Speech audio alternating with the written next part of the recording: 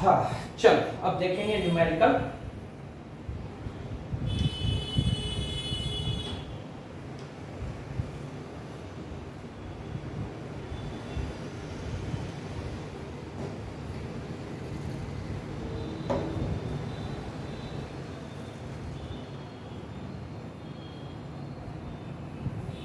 चलो तो पहला क्वेश्चन लिखना, a test facility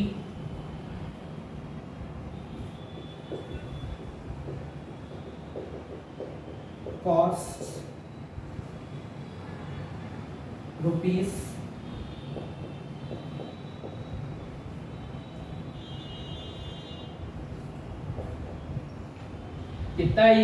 1 10 100 1000 10,000 lakh 10 lakh 10 lakh।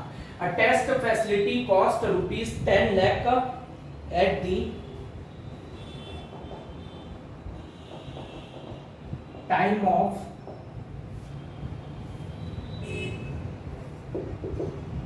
installation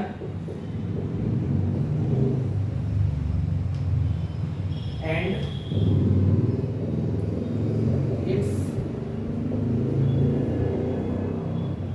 scrap value is rupees 50,000 at end of useful life in 10 years। ठीक,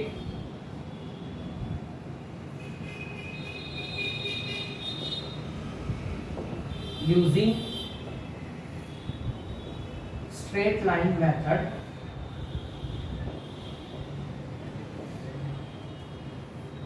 find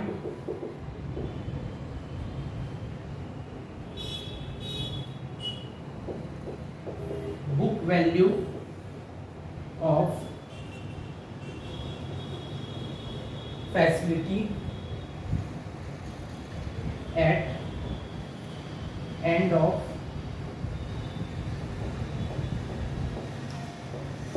5 years। ठीक, समझ गए? इस टाइप का क्वेश्चन आता है आपके पेपर में। अब यहाँ पे बुक वैल्यू निकालने बोला है ना, तो बुक वैल्यू का तो मैंने आपको फॉर्मूला लिखवाया नहीं है, ठीक है, डेप्रिसिएशन का लिखवाया, बुक वैल्यू का अभी इस क्वेश्चन में लिखवाऊंगा, ठीक है, अलग से लिखवाया जाता है वो। चलो तो सॉल्व करते हैं, कैसे बनेगा। A test facility cost rupees 10 lakh at the time of installation. एक टेस्ट फैसिलिटी थी, आपने बनाया किसी टेस्टिंग वगैरह करने के लिए, वो कुछ भी हो सकता है, कंक्रीट टेस्टिंग भी हो सकता है, रोबोट टेस्टिंग भी हो सकता है। तो जब आपने इंस्टॉल किया तो 10 लाख रुपए उसका कॉस्ट पड़ा था eight the time of installation. तो आपका ओरिजिनल कॉस्ट क्या है, ये है आपका रुपीस 10 लाख, ठीक है, and it's scrap value is 50,000, ठीक है, स्क्रैप वैल्यू कितनी है, ये है रुपीस 50,000। अब आपके दिमाग में क्वेश्चन है, सर आपने तो लिखवाया था स्क्रैप वैल्यू 10% होती है ना, तो 10 लाख का 10% तो 1 लाख होना चाहिए था, तो ये 50,000 क्यों। तो मैंने आपको पहले भी कई सब्जेक्ट में समझाया, न्यूमेरिकल क्वेश्चन में कोई लॉजिक फॉलो नहीं होता, वो एक क्वेश्चन है बस जो आपको सॉल्व करना है। न्यूमेरिकल क्वेश्चन में 10% होता है या 20% एक्चुअल, वो सबसे कोई फर्क नहीं पड़ता, उसने जो दे दिया वो आपको लेना है। समझ में आया?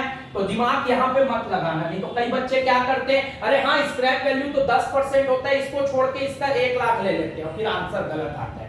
भाई न्यूमेरिकल में कोई लॉजिक फॉलो नहीं होता। End of useful life, useful life क्या है,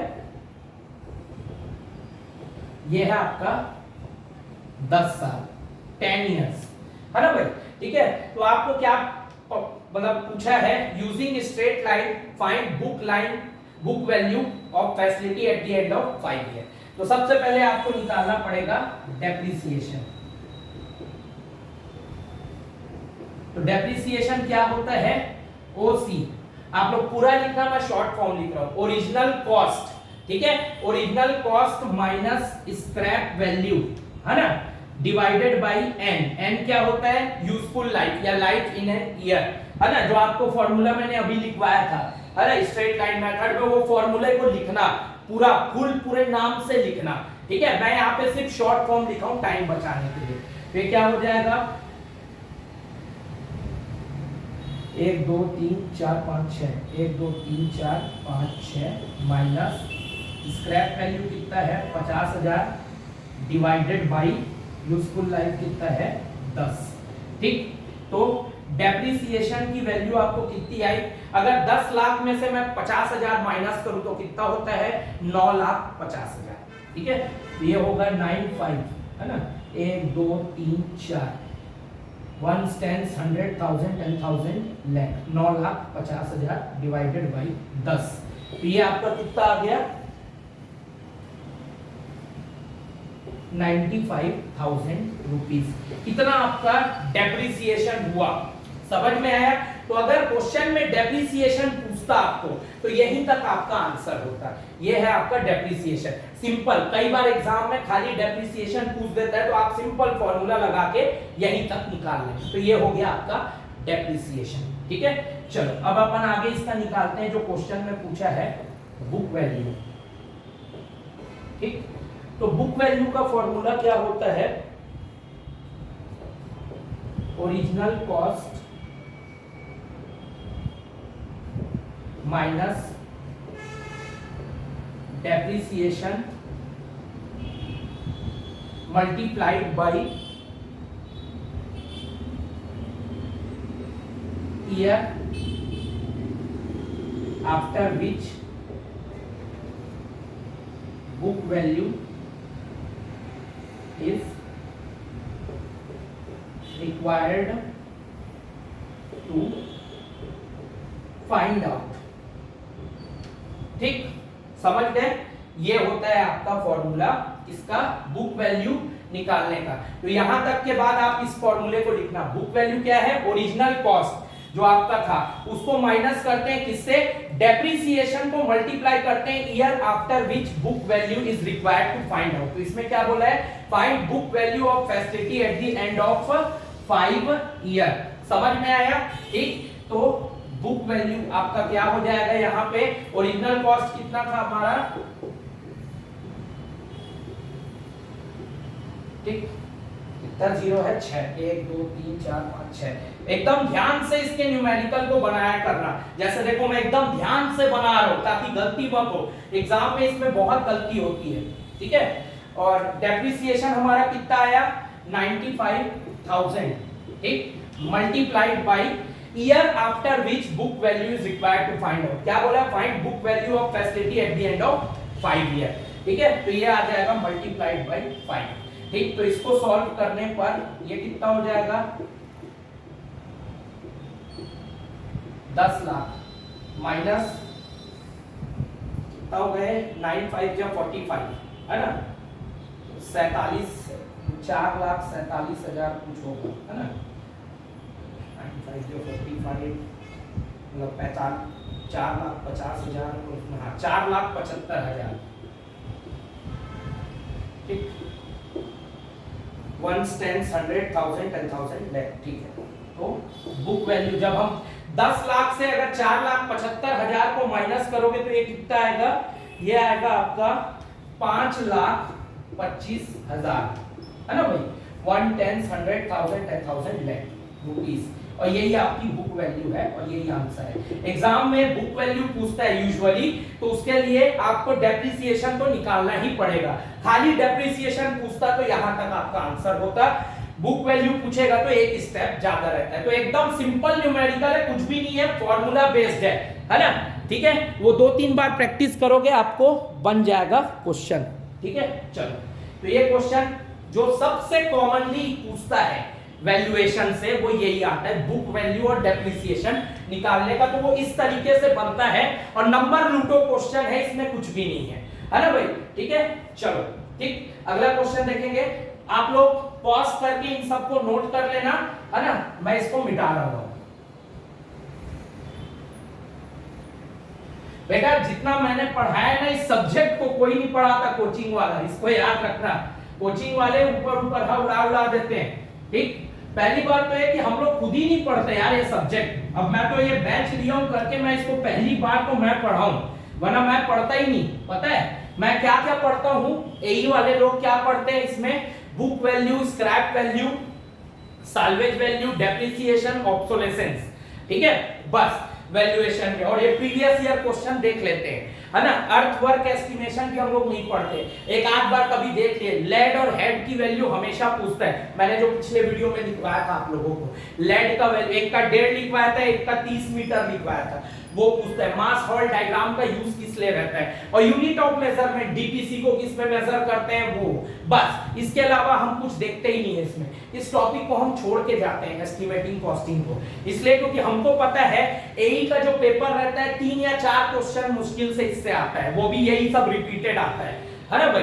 ठीक है, पर चूंकि ये जेई बैच है और सब्जेक्ट दिया है, इसलिए मैंने इसमें बहुत सेफ प्रोस्पेक्ट लेकर आपको काफी डिटेल में पढ़ाया है, सिर्फ 1000 में। दूसरे कोचिंग वाले इसको पढ़ाते भी नहीं, छोड़ देते हैं बहुत लोग तो।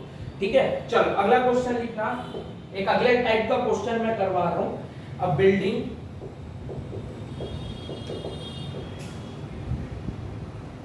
इज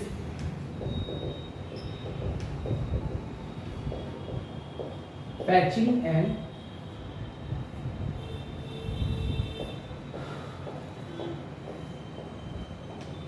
annual rent of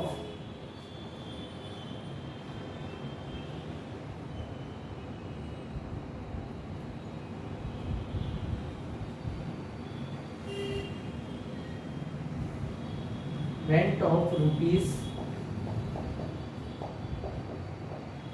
1,80,000, है ना भाई। ठीक है, दी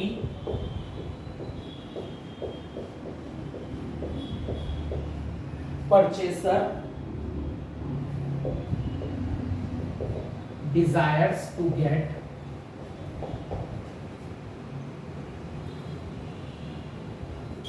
5% return on capital. Find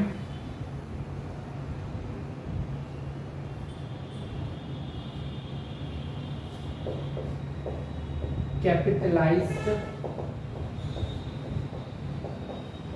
value of building. तो एकदम सड़ा और बकवास क्वेश्चन ये आता है इस टाइप का हमेशा पेपर में, है ना। वो कैसे बनेगा वो मैं अभी बताऊंगा। ठीक है, फिलहाल नोट करो क्वेश्चन को।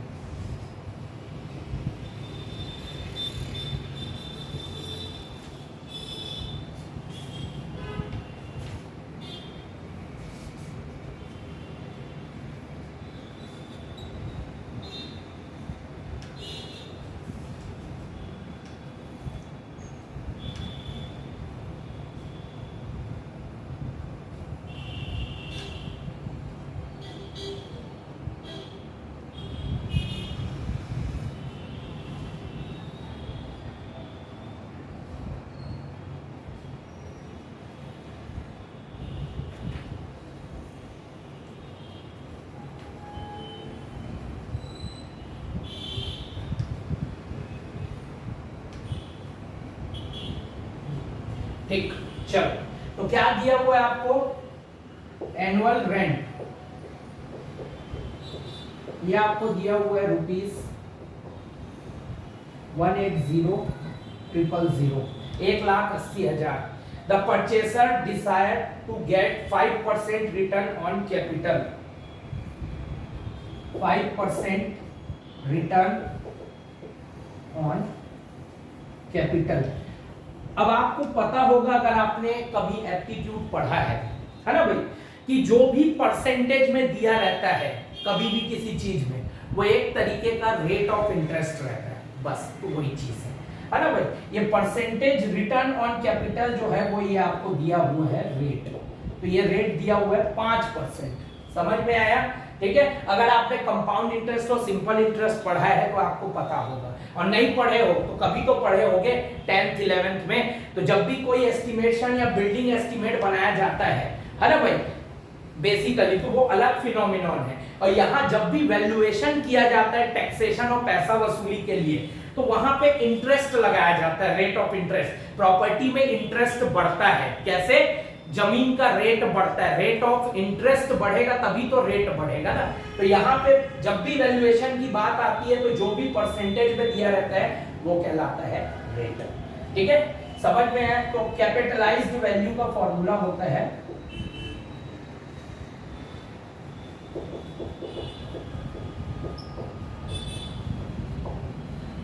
कैपिटलाइज्ड वैल्यू का फॉर्मूला होता है आपका इनकम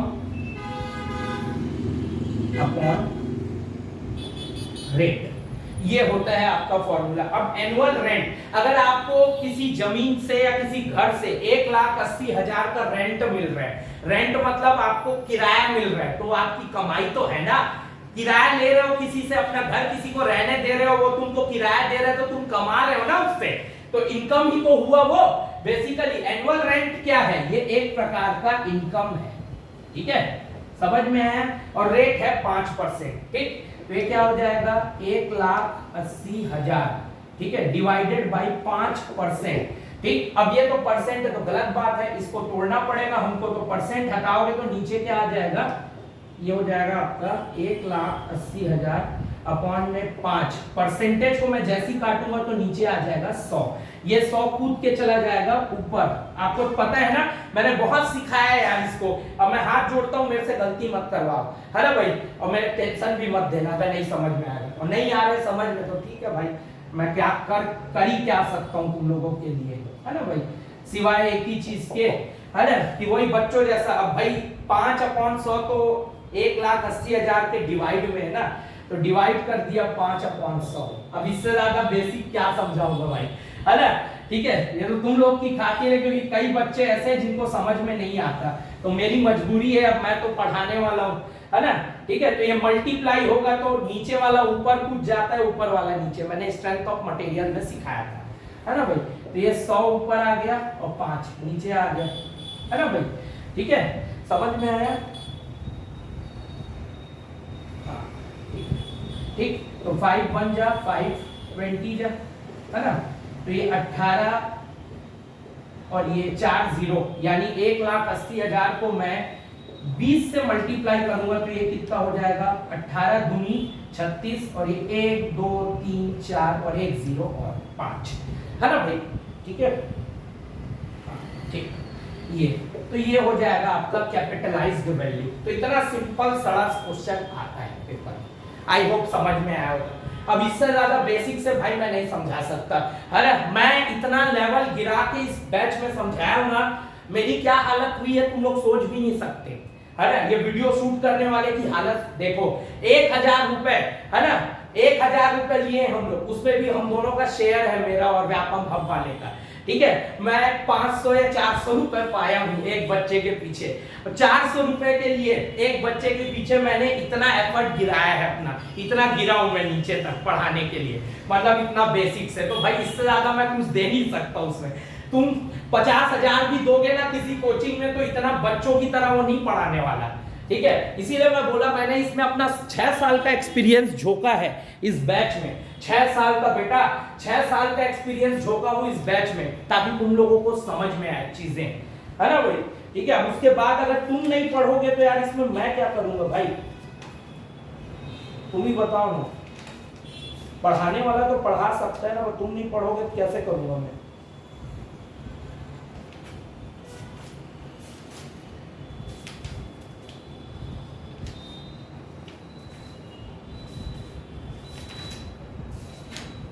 चलो ठीक है, तो ये था आपका 2 न्यूमेरिकल। सिंकिंग फंड का न्यूमेरिकल करने की जरूरत नहीं है, उसमें तुम खुद ही देखोगे, देखना उसमें आप देखोगे 1.05 ऐसे वैल्यू के ऊपर 25 - 1। अब इसको कहां से कैलकुलेट करोगे? कर पाओगे? इसको बनाते रह गए तो बनाते रह जाओगे। इसीलिए जो जो क्वेश्चन पीडीएफ में सिंकिंग फंड के निकलेंगे ना, दिए हैं उसको रट लेना, उसको सॉल्व मत करना, तुम बना भी नहीं सकते, है ना भाई, ठीक, याद रखना उस चीज को।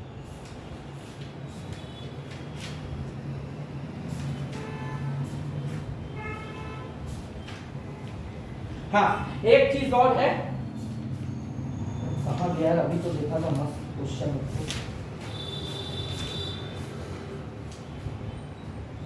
ठीक ठीक, मेथड ऑफ डेप्रिसिएशन में ना एक और मेथड ऐड कर लेना, है ना, वो है क्वांटिटी सर्वे मेथड।